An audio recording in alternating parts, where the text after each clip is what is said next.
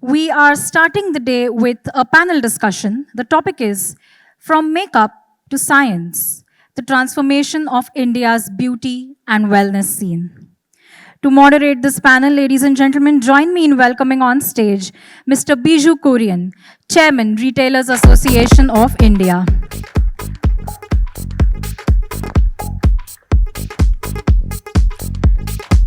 Let's put our hands together for the moderator of this panel, Mr. Bijou Kurien. And now the panelists.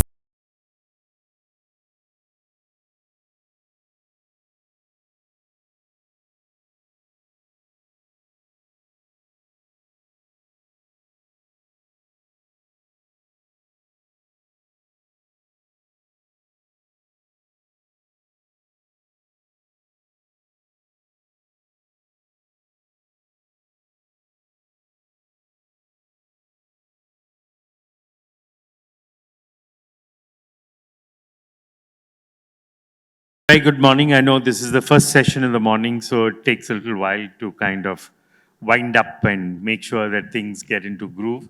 I have here a slightly smaller panel than what we had earlier envisaged.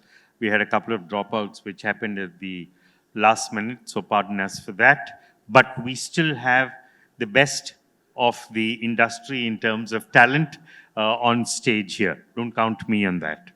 Uh, what we'd like to do is kind of dwell on the subject in terms of at three broad levels. One level is about what's happening with the customer consumer in terms of beauty trends. You know, this whole thing of how knowledgeable the Indian customer is, and it's not just women, but it's also men, in terms of beauty and the kind of things that they need to adopt in terms of regimens. Uh, the second part of it is in terms of the products which have come in, and now you have a variety of brands and products within the beauty space. So you're spoilt for choice. And if you ever make the mistake of clicking on something in Instagram, God help you, because you'll be bombarded by another zillion brands which will chase you on Insta after that. And the third part of it is in terms of services. And, uh, and that is a little more evolved in terms of the usual consumer usage adoption within the beauty space. And we've got representatives from all three sectors, and some of them actually are a combination of the two. So I'd like to kick off by first talking about the heritage of beauty in India. And we all know that we in India, I mean, we're not like Cleopatra getting dunked in donkey's milk, but the more important thing is that, you know, between haldi, turmeric, coconut oil, multani mitti, there are a variety of things that we in India have actually been using over the years. Natural products, kitchen ingredients, which finally serve a purpose in terms of beautifying the Indian woman or man. Uh, but from there, we've slowly moved to a stage where we tend to now buy packaged products, products which promise some things, products which contain specific ingredients, products which say that, you know, we will preserve your beauty naturally using natural ingredients, products which are, you know, the fruits of technology or research over several years, which then have some very exotic name, and then they are supposed to be the active ingredient in the product. So we have a whole variety, domestic, international, local.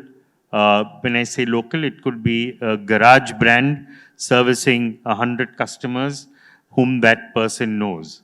To as much as you could have an MNC or an FMCG brand distributed across maybe 150,000 or 200,000 outlets, or somebody as old as, say, Lakme or a Maybelline or somebody like that in the market. So we have a whole variety.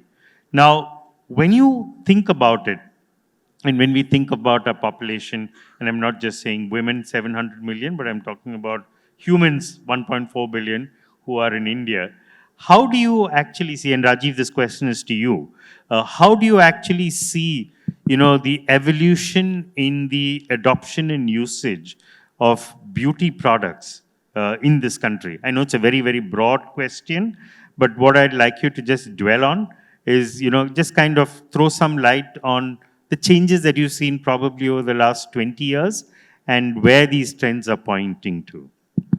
Thank you so much, Biju.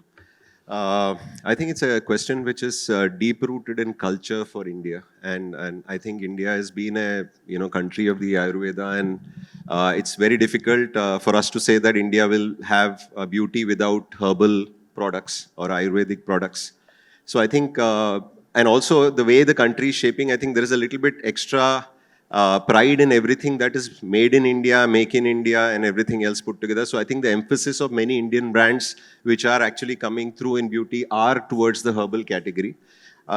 The extracts of all of this go back to Ayurveda. So many products like say onion oils or for that matter turmeric and other things put together, rooted in history many years. But many levels have been created in this particular type of beauty as well. So for example, you can get an oil for 300 rupees, you can buy a forest essential for 4,000 rupees. So there is a gradual shift of Ayurveda also becoming very luxurious in the way it is. At the same time, affordable, accessible to many people in the masses as well. So there are brands in the spectrum of 300 to 500 going all the way up to 4,000 rupees even in Ayurveda. The change that I can see is the fact that today people have access to information and everything in smaller cities as well, because internet penetration is fantastic. And it's no longer the movie stars who are actually commanding the way people are consuming beauty. It's actually the influencers from the neighborhood, the neighborhood girl who is actually prescribing what is good for you. Right? So what is happening is slowly the trend is shifting from just knowing about what is herbal in India to what is herbal which is global. So I'll give you examples like things like, say, snail mucin, or for that matter, things like Brazilian clay. All these kind of things have come into the parlance of a tier 1, tier 2 girl as well. So many youngsters are actually experimenting with herbal products which are not just Indian but global. Right? That's the K-beauty brought in a lot of herbal products back into India, but origin is not in India. The origin is in other parts of the world. Now, there's a lot of plethora of information to the people which are there. So while Ayurveda will continue and herbal products will continue, the words like salicylic acids, words like hyaluronic acids, and all these kind of things have also come into the parlance of people. With 30-second videos, you can explain science to people. So youngsters are able to consume multifolds of products, right up from basic Ayurveda going all the way to high science.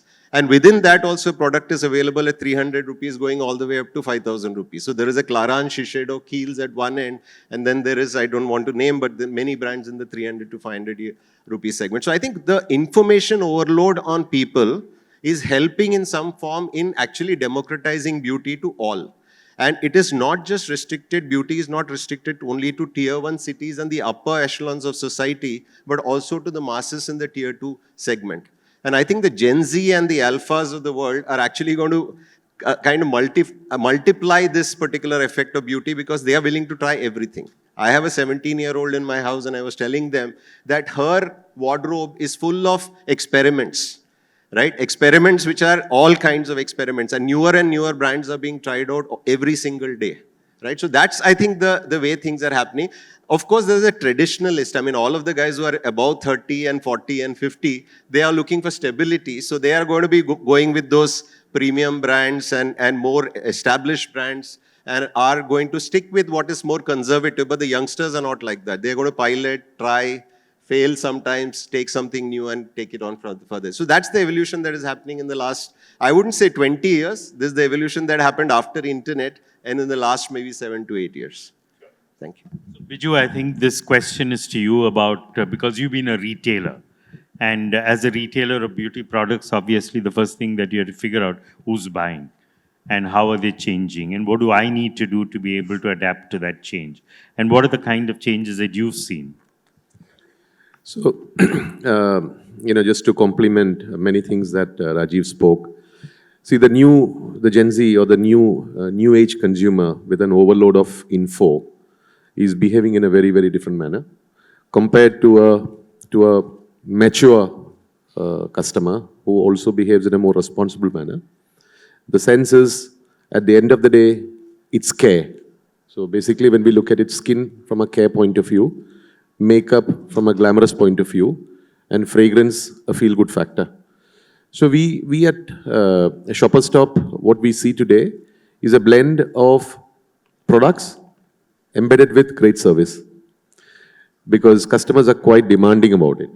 Because as a retailer, traditionally as a brick and mortar retailer, you tend to believe that you have the products and then you let the consumers come and discover it. India has always had this urge for assisted sales, but now that complemented with service is becoming the real big norm. So when we talk about makeovers, so this year we would probably hit about 850,000 makeovers across all our stores. And this is significant for the first purchase and subsequently to improve the stickiness. And a girl or a lady, once she gets to know the techniques of makeup, she feels much more confident, and then the consumption becomes much more easier. So from a fragrance point of view, also the same, discovery, because it's all revolving around something that's unique to yourself. Because obviously you have the commercial brands, but also you see brands that are quite expensive. People are willing to pay that price, but it's the identity that they are looking forward to. And similarly with skincare, but obviously skincare goes without saying. Rajiv mentioned about brands like Clarins or Shiseido. These guys have mastered the art since decades. And a skin workshop, a skin discovery is very, very integral. So the new mantra, as I see, obviously the young consumers, they're quite knowledgeable. They know exactly what they want. They understand it from videos, tutorials, and so on and so forth. But generally, service coupled with products is what I think is going to be the new mantra. Spoorthy, this question is to you, and it leads on from what Biju mentioned about the fact that, there's a whole bunch of makeovers. He talked about 50,000 makeovers, which they have done. In your case, in the services business, obviously you'd like the makeovers to be done in your salons as opposed to in Shoppers Stop. And you would like the customer to come in, not knowing what to do, but you transform the customer.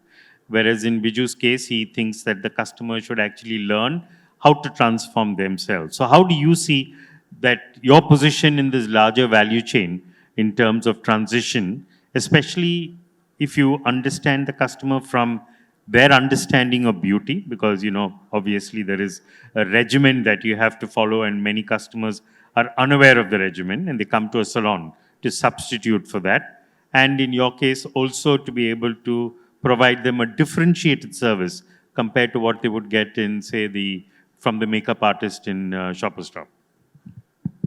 Well, a little complicated question. If I've understood it right, I think, I have worked with Titan, which is a product company. I have worked with Kaya and now with BBlunt for the last 8 years. The big difference that I see is, when I was in Titan, if we had, let's say, launched a chronograph watch, a Bombay Times ad is all that needed to drive footfalls into our store. When I was in Kaya, I realized the challenge of moving from a product-based company into a pure service company because, when a client comes, there's nothing to show, right? You're basically selling a dream. And most consumers do come with some false notions of, hair and skin, and they'll come with some images and they expect a transformation as in 100% transformation where their features also start looking very different. They will probably get some actress's picture and then you have to obviously align them. So a lot of effort goes in the consultation process. And now in BBlunt, it's the same thing. Like for example, the color that I've worn today on my hair is candy floss. Now, if you have to tell a lady that would you like to go in for a candy floss, hair color, she's, and if she's a working professional like me, she's going to say, no, it's totally meant for college-going students. But if I have done something on my hair, it's more easier for me to kind of convert her because she feels, it blends even on a suit, right? So I think our dependence is largely on the creative team that's there behind the chair, and their expertise levels definitely counts a great deal. When it comes to, a quick service, if a client wants a quick makeover, I think that's where they would probably go into a shopper stop for that ease and convenience, because the moment they would come to us, it involves a longer service and with probably a higher price point. So it all depends on the occasion that the consumer, is coming for a makeover. So if it is a quick interview, maybe they would still opt to go to a shoppers vis-a-vis coming to a salon, which has a more elaborate way of servicing. And I think, a lot of clients today do value the expertise that we bring to the table. Would you like customers to actually be clear about what products to buy and how to use them? Would you like them to come to your salon and learn about it through your own stylist? So today, the big difference that we see is because of the D2C companies, a lot of consumers have global exposure to brands, and with the Priyanka Chopras coming to India, launching hair care products like Anomaly and all of that, clients do come with a lot of information. But the way we look at things is that when a consumer sits on the chair, I think a lot of, exchange of information happens there. What are their concerns? What is it that they're looking at in terms of a product to fulfill what kind of need? And a lot of it is driven by the hairdresser. Today, if a hairdresser likes a product on the shelf, 100% she's going to sell that and the consumer is going to pick that product. But if a hairdresser doesn't like a particular brand for whatever reason, that brand is always going to remain on the shelf. Right, so that's the power of the creative guys that are there in the system. It's entirely how they pitch the product, and the consumer kind of totally feels convinced about going for it. Of course, efficacy always has to come along, and that is something that we would take care at the preliminary stage when we are housing certain brands. We would obviously have the efficacy checked, and that's how generally the conversion happens into a retail product. Sure. A more general question, and Rajiv, to you. If you look at Asia, and if you look at markets like, say, Korea, South Korea, China, Malaysia, Singapore, India, what you do discover is that at a very broad metric, which is per capita consumption of beauty products, we are miserably low. But of course, once you start, kind of segmenting, saying that I look at, let's say, the NCCSA segment in the metro cities, we improve a bit, but we still are not equal to what happens in these markets. The second part of it is that when you walk on the streets in these cities and you look at a working woman, even if they are stepping out of their homes to go to work, they look like they're actually going out for a party. They're all completely made up. Third part of it is that in terms of, let's say, the beauty regimen and the range of products that they use in the beauty regimen is significant in these markets compared to maybe one or max two products which an Indian working woman would use to step out of her home. So a lot of this is about education and what you might define as beauty literacy. So how do you see this evolving in India, and what needs to change for things to change? I think the traditionally there have been some pockets of the world who have been very big in beauty. So one part is this eastern part that you're mentioning, and many brands come from those parts. Shiseido, for example, is a brand. A lot of the K-beauty brands come from there. The other pocket is South America, places like Brazil and others, where there's huge play around beauty and plastic surgery and everything else put together. The third part is the Middle East. Middle East, again, we have a small play there, and we see that the exposure level of people, the ability to pay was extremely large. So I think it all started by the Western brands creating these as strong pockets and markets to be. Then many local brands coming in from there, and which is there, and the attitude towards beauty quite different from that of India. For example, services like the services that we offer today, I mean, it could be something like an injectable, it could be a Botox or a filler, is taboo. Okay, many people, I would say the people who generally would use it would not ever talk about it. Wherein if you go to a place as, I would say, a Middle Eastern part of the world, there are people walking around with maybe bandages on their nose saying the fact that this is a gifted somebody has gifted me a plastic surgery, right? Iran and the Eastern, the Middle Eastern part of the world. So I think they have reached a level of maturity because this probably journey started 20, 25 years ago. I think our journey started long time ago. I remember brands like Shiseido and Clarins in places like Shoppers Stop 25, 30 years ago. But I think there's a huge sudden surge that is actually happening in the last 5 to 7 years. And I would say internet is the god of it. And I would say social media is the real play. So what happened in these countries over 30 years, now many brands which are Indian origin brands are able to leapfrog very quickly with the influx of social media.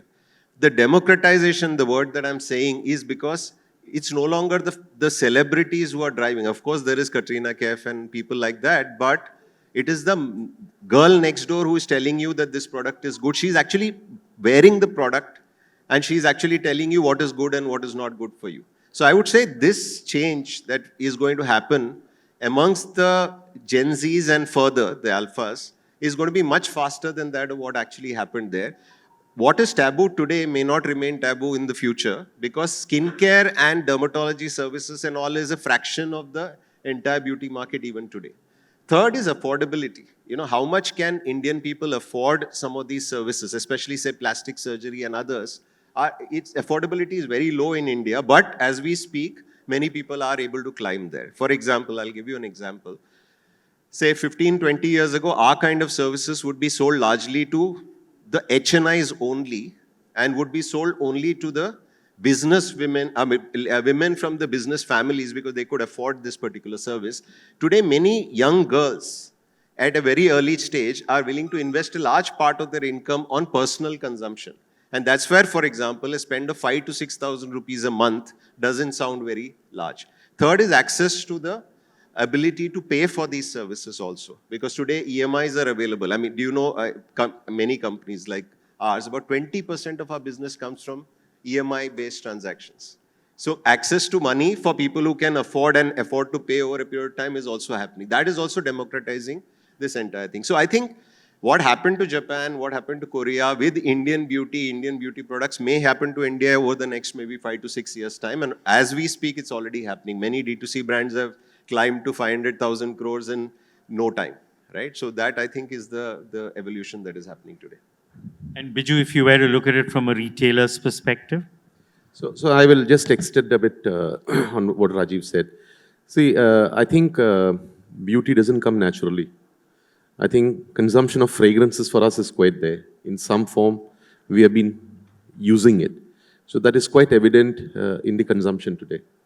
So when you look at fragrances, well, probably at the mass mustage level because the population is revolving around there.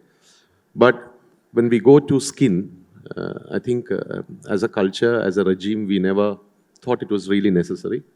And I think the older folks had their own remedies, very effective remedies. Because technically, when you look at the Indian woman's skin, is far, far superior to the Hispanic or Asian or any other part of the world for various reasons.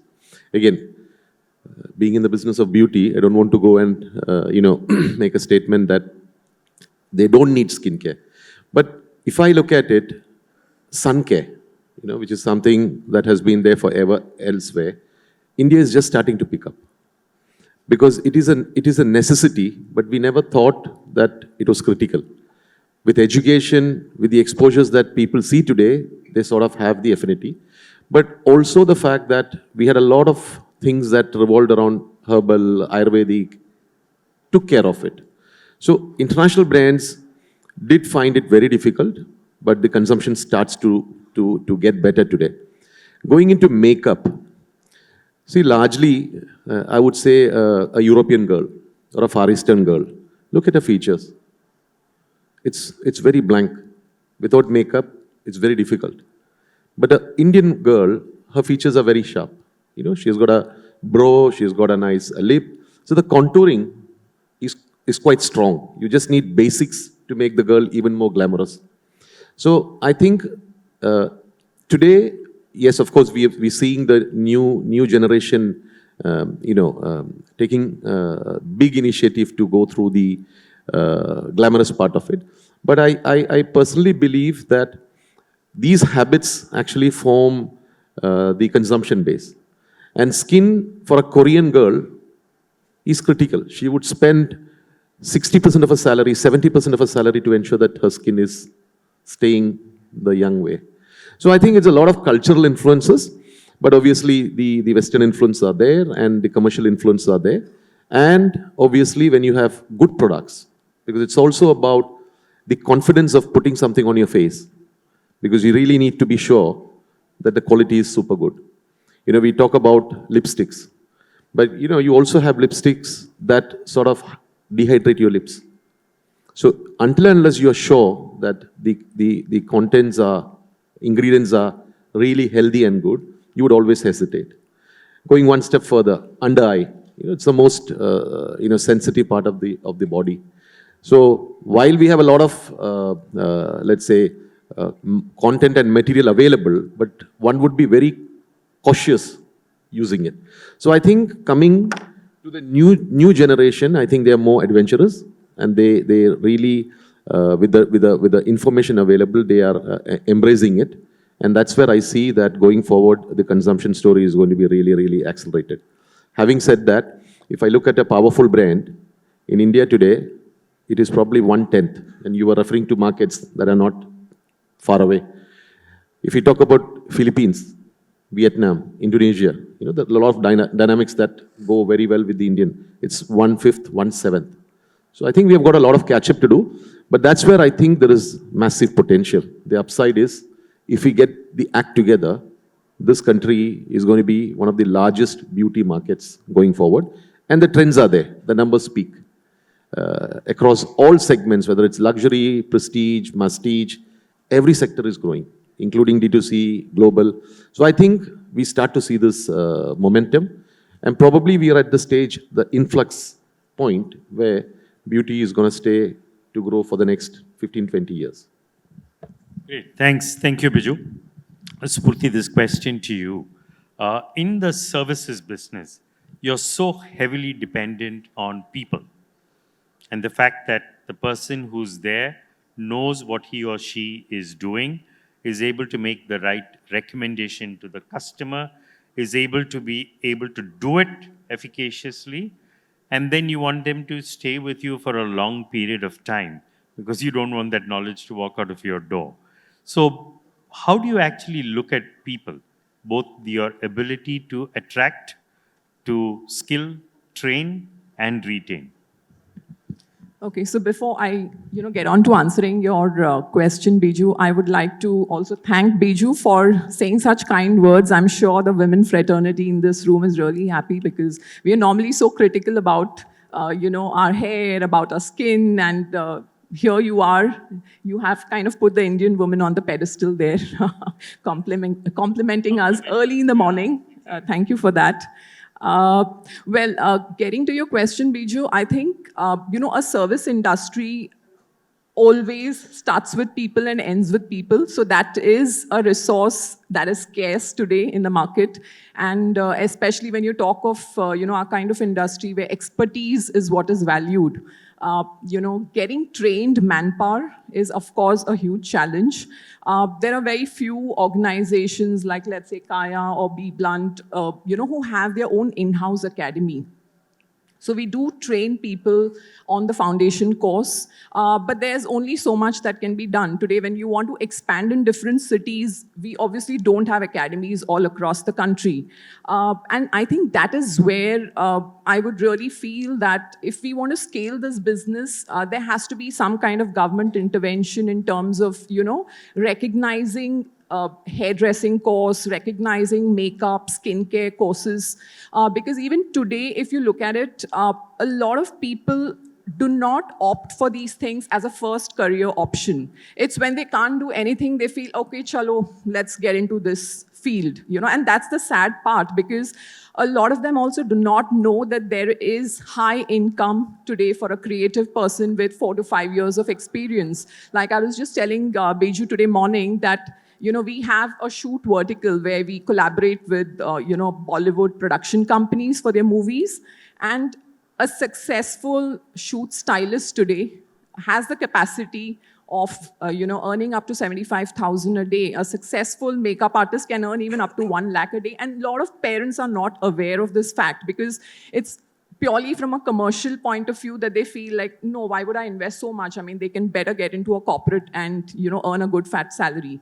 But that's not true and times are changing. So I feel, if there are more institutions that are recognizing these courses, a lot of service industry will really look at that as a silver bullet for the problems that we really face today.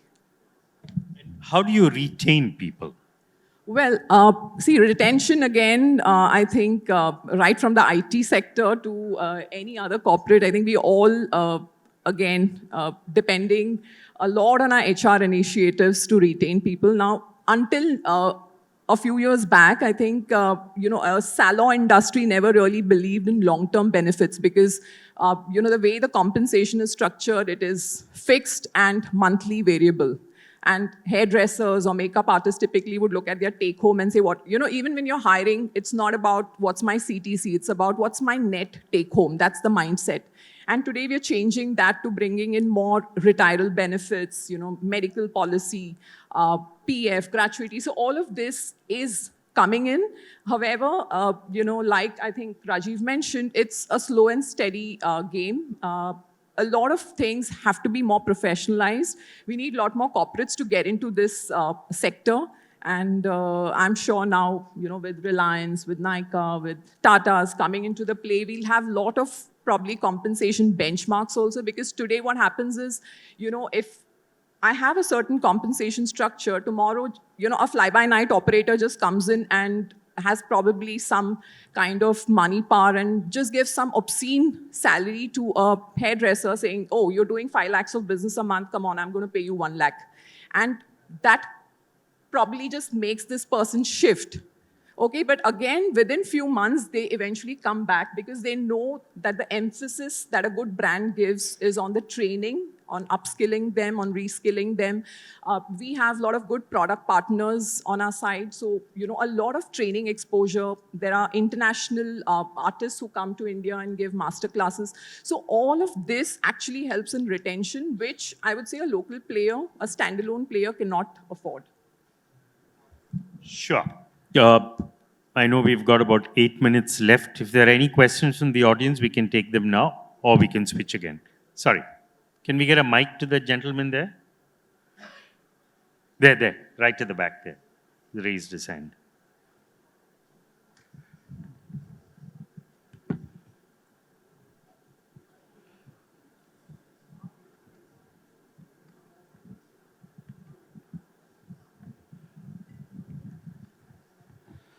Thanks, Spoorthy. Now I know that candy floss is a hair color too.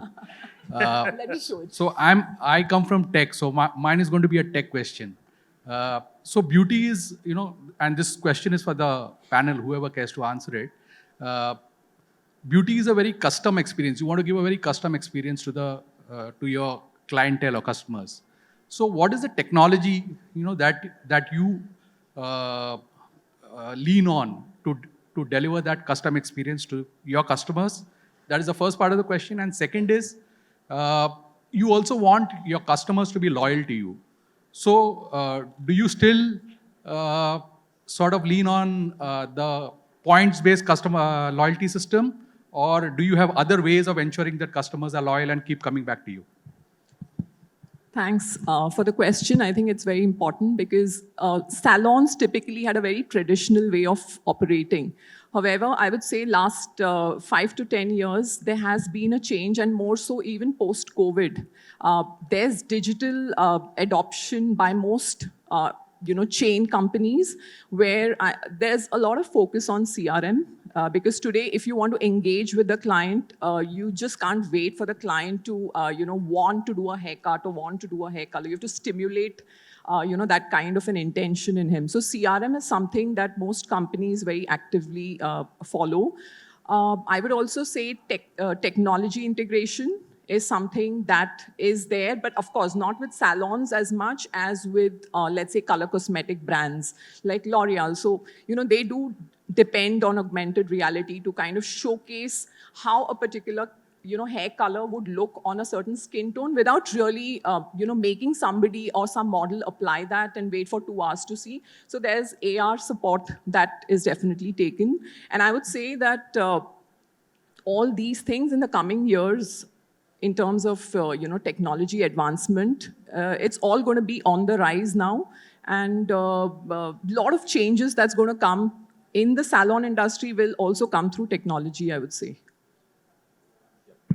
No, I think very good question. And we do believe the fact that the differentiator, or to some extent, I can say the moat to this kind of business is also digitization, the way every other retail industry has gone through. So some of the examples are the fact that I think there'll be a lot of proprietary technology that many companies will develop, which we are also working on right now, which uses artificial intelligence, looks at a series of consumer images over a period of time, maybe 10-year images, using the scientific component, which is the doctors, to be able to say the fact that for this kind of image, these are the issues on the face, say an under eye problem or forehead lines or whatever else put together. And then they do annotations.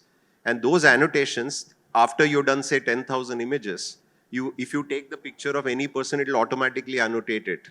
At the same time, if you are able to see pre-post images over a period of time, it can also predict to some accuracy. I can't even say it's 100% accuracy. It can actually tell you the fact that after a service, this is likely to be the improvement. And after every service, when you take the image, it can also tell you what is the level of improvement that has actually happened. Now, I would say it's very rudimentary at this moment, and we probably are just scratching the surface, but I wouldn't be surprised with all of us using artificial intelligence and image recognition will do a lot of difference in terms of this. And this proprietary technology itself could be something that one can commercialize or utilize, which is there. The other question that you mentioned was about, can we go beyond traditional loyalty? Yes, completely agree.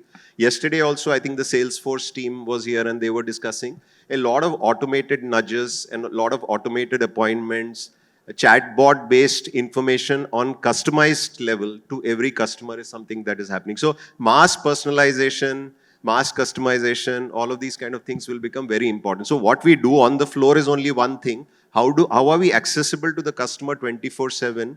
And what all information can we provide to the customer is going to be extremely important. And that's where the traditional concept of customer lifetime value will come into play, because the stickiness of customers with the brands will actually increase as they adopt a lot more technology. That's what I think we are all working on actually. Thanks. Any other question? If there are none, then I will ask one question, which is, Rajiv, in your business, it's about what I define as cure. Come in with a specific skin problem, you have a dermatologist who analyzes and then decides skin hair, whatever it be, that this is what needs to be done. And then to supplement what is generally considered as a doctor's consultation, you also have a range of products. Biju, in your case, you've got a range of products and brands.